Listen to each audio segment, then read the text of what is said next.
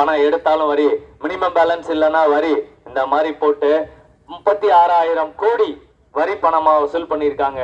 இந்த பணம் எங்க போச்சு, யாருகிட்ட இருக்கு, எந்த கணக்கும் இல்ல. இதற்கான டிரான்ஸ்பரன்சி எங்க அப்படின்னு பாத்தீங்கன்னா எதுவுமே இருக்காது.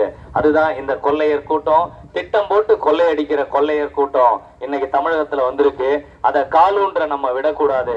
ஏன்னா இங்க இருக்கிறவங்க நிறைய பேர் மற்ற கட்சிகள்ல தன்னுடைய அறியாமைனாலும் தெரியாமைனாலும் நாளைக்கு என்ன நடக்க போகுது அப்படிங்கறது தெரியாமலே அவங்க வாக்கு போடுறாங்க.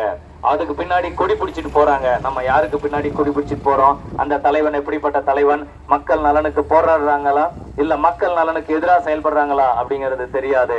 அதை நீங்க போய் தெளிவுபடுத்துங்க. இந்த தேர்தல் 5க்கும் 10க்கும் காசு வாங்கிட்டு ஓட்டு போடுற தேர்தல் அல்ல, வாழ்வா சாவாங்கிற தேர்தல் போர். மறந்துடாதீங்க, மறந்தும் இருந்துடாதீங்க.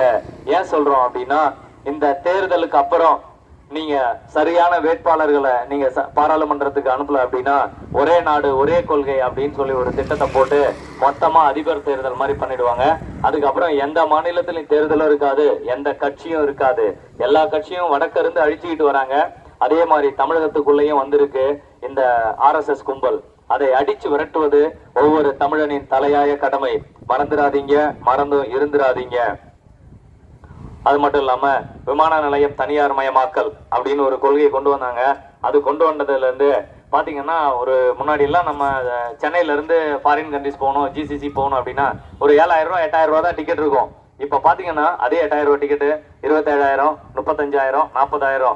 இதான் அதாவது சொல்லுவாங்க இந்த பிரைவேடைசேஷன் கொள்கை, அதாவது தனியார் மயமாக்கலின் தனித்துவம் அப்படின்னு சொல்லுவாங்க. அப்படிப்பட்ட அந்த கொள்கையை அறிமுகப்படுத்தினதுல இருந்து அந்த விலைவாசி எல்லாம் பல மடங்கு.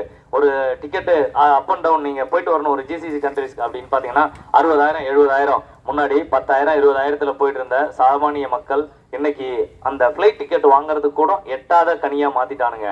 இந்த மாதிரி ஒவ்வொரு துறையும் தனியாருக்கு தாரவாத்து கொடுத்து அப்புறமா சொல்லுவான், நான் வந்து கவர்மெண்ட், நான் என்ன பண்ண முடியும், அவன் தனியார்கிட்ட கொடுத்துட்டேன், தனியார்கிட்ட போய் நீ பேசிக்கம்பா. அவனை எடுத்து கேஸ் போட முடியாது. அதுக்காகவே உருவாக்கி இருக்கானுங்க 650 நீதிபதிகள். இந்தியா முழுக்க RSS ஜட்ஜஸ் வந்திருக்காங்க. அவன் சொல்றதுதான் தீர்ப்பு. நீ எந்த கோர்ட்டுக்கு போனாலும் கேஸுக்கு போனாலும் அவனுங்க தான். எலெக்ஷன் கமிஷன் அவங்க கிட்ட இருக்கு, ED அமலாக்கத்துறை அவங்க கிட்ட இருக்கு, CBI அவங்க கிட்ட இருக்கு, எல்லா புலனாய்வு துறையும் அவங்க கண்ட்ரோல்ல வச்சிருக்காங்க. பொதுமக்களே, இப்படியே நம்ம விட்டுட்டு இருக்க கூடாது.